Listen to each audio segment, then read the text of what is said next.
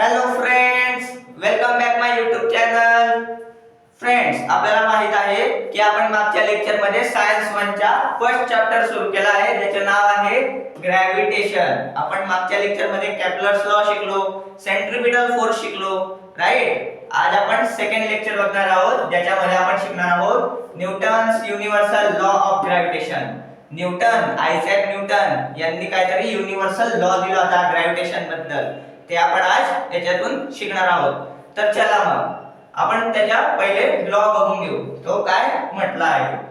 तो म्हटला आहे every object in the universe पूर्ण युनिव्हर्स मधला प्रत्येक ऑब्जेक्ट काय करतो? Attract every other object. तो काय करतो? प्रत्येक ऑब्जेक्ट अट्रॅक्ट करतो दुसऱ्या ऑब्जेक्टला. लाईक हा एक ऑब्जेक्ट आहे युनिव्हर्स मधला, राईट.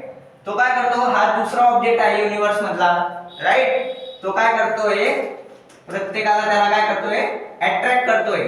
अट्रॅक्ट म्हणजे आपल्या भोवती खेचतोय, राईट. प्रत्येक ऑब्जेक्ट आपल्याकडे खेचतोय. जसं ही पेन आहे, राईट. पेन आहे, हिला वरती फेकली, खाली काय येते? कारण ग्रॅव्हिटी काय करते?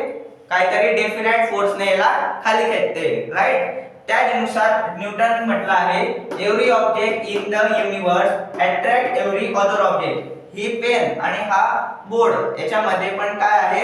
एक डेफिनेट फोर्स आहे, असं पण म्हणताय न्यूटन काय म्हटलं आहे? युनिव्हर्स मध्ये प्रत्येक गोष्ट एकमेकांना काय करते? एक डेफिनेट फोर्सने अट्रॅक्ट करते, राईट. त्याच्या पुढे तो म्हणतो दिस डेफिनेट फोर्स, त्याच्यामधील जो फोर्स आहे इज डायरेक्टली प्रोपोर्शनल. तो काय आहे? डायरेक्टली प्रोपोर्शनल आहे टू द प्रोडक्ट म्हणजे काय? प्रोडक्ट म्हणजे आपण लहानपणी शिकलो आहे काय? Multiplication, right. Product of the masses of two object. दोन फोर्स मधले मासेसचे काय होतील? प्रोडक्ट होतील. हे डायरेक्टली प्रोपोर्शनल आहे, m1 m2, राईट. आपण पहिल्या ऑब्जेक्टला m1 मास अज्युम केलेलं आहे आणि दुसऱ्या ऑब्जेक्टला m2 मास हे अज्युम केलेलं आहे. मग तो काय म्हणतो? हे डायरेक्टली प्रोपोर्शनल आहे. Definite force is directly proportional to product of the masses of two object. म्हणजे हे काय झालेलं आहे? Product of masses directly proportional आहे. त्याच्या पुढे तो म्हणतो and is inversely proportional to the square of the distance between them. आणि याच्यामध्ये जे डिस्टन्स आहे ते त्याच्या काय आहे? Inversely proportional to the square आहे. म्हणजे force is inversely proportional to the distance च्या स्क्वेअर. याला जेव्हा आपण इक्विव्हॅलेंट करू तेव्हा आपल्याला हा फॉर्म्युला मिळेल. F force, definite force, F काय आहे? Definite force is directly proportional to m1 m2. m1 काय आहे? मास ऑफ फर्स्ट ऑब्जेक्ट आणि m2 काय आहे? Mass of second object upon d square. d square काय? Distance between them. दोघं object मधलं डिस्टन्स आहे, राईट. जेव्हा ही प्रोपोर्शनॅलिटीची साइन कट होईल तेव्हा तिकडे इक्वल्स टू ची साइन येईल आणि एक कॉन्स्टंट लागेल ज्याचे नाव आहे g. इकडे काय लागेल? एक कॉन्स्टंट लागेल ज्याचे नाव आहे g.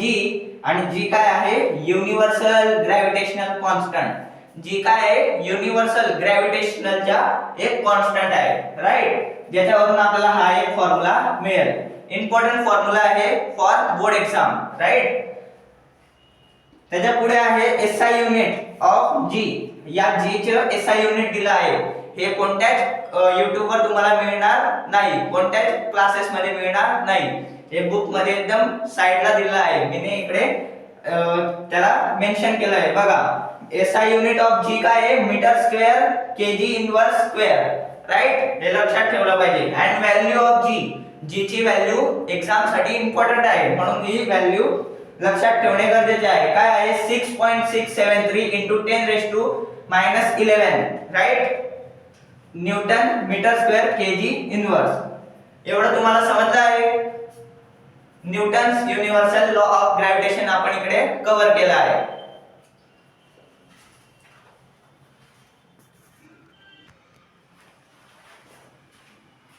यानंतर आपण एक छोटासा टॉपिक बघणार आहोत, ज्याचे नाव आहे मास अँड वेट. मास आणि वेट याच्यामध्ये डिफरन्स काय हे आपण या टॉपिक मध्ये शिकणार आहोत. तर चला मग मास म्हणजे काय त्याची डेफिनेशन आपण बघू. Mass the amount of matter in the object is called mass. Matter एखाद्या ऑब्जेक्ट मध्ये किती अमाउंट ऑफ मॅटर आहे, म्हणजे ही पेन आहे याच्यामध्ये काय काय भरलं आहे याला आपण काय म्हणू, मास म्हणू. काय म्हणू, मास म्हणू. The amount of matter in the object is called मास. या पेन मध्ये काय काय वस्तू भरल्या आहेत त्याला आपण काय म्हणू, मॅटर म्हणू, मास म्हणू. राईट. याच्यामध्ये कोणकोणते मॅटर भरले आहे, मॅटर म्हणजे याच्यामध्ये काय काय भरलं आहे. राईट. त्याला आपण काय म्हणायचे, मास. मग हे मास कशामध्ये मोजलं जातं, याचे एसआय युनिट काय आहे, तर याचे एसआय युनिट आहे किलोग्रॅम. किलोग्रॅम याचे काय आहे, एसआय युनिट आहे. राईट. त्यानंतर आपण बघणार आहोत वेट. मास तर समजलं, मास म्हणजे काय आपल्याला आता समजलं आहे. मग वेट म्हणजे काय, वेट म्हणजे measure of gravitational pull on an object. आता ही पेनला ग्रॅव्हिटेशनल फोर्स किती लागत आहे. आता ही पेनला मी जेव्हा वरती फेकतोय ती खाली जाते. का बरं जाते, एक डेफिनाइट फोर्स लागतोय, त्याचे नाव काय आहे, ग्रॅव्हिटेशनल फोर्स. मग तो ग्रॅव्हिटेशनल फोर्स किती फोर्सने त्याला खेचतो आहे त्याला आपण काय म्हणायचं, वेट म्हणायचं. काय म्हणायचं, वेट म्हणायचं. Measure of gravitational pull of an object is known as weight. एखाद्या ऑब्जेक्टला ग्रॅव्हिटेशनल फोर्स कितीने खेचत आहे, किती फोर्सने तो डेफिनाइट फोर्सने खेचत आहे त्याला आपण काय म्हणतो, वेट म्हणतो. आणि it's depend on gravitational force. हे वेट कशावर डिपेंड असतं, मग ग्रॅव्हिटेशनल फोर्स वर डिपेंड असतं. आणि याच्या एसआय युनिट असतं न्यूटन. न्यूटन याच्या एसआय युनिट असतं. मग आता समजलं असेल मास म्हणजे काय, अमाउंट ऑफ मॅटर. एखाद्या गोष्टीमध्ये किती अमाउंट ऑफ मॅटर आहे त्याला आपण मास म्हणतो. आणि वेट, वेट म्हणजे काय, तर ग्रॅव्हिटेशनल फोर्स किती फोर्सने त्याला खेचत आहे, पेनला किती आता फोर्सने ग्रॅव्हिटेशनल फोर्स खेचत आहे त्याला आपण काय म्हणतो, वेट म्हणतो. So I hope he video तुम्हाला आवडली असेल आणि तुमचा अभ्यास चांगला रीतीने झाला असेल. सो मिलते हैं नेक्स्ट लेक्चर में.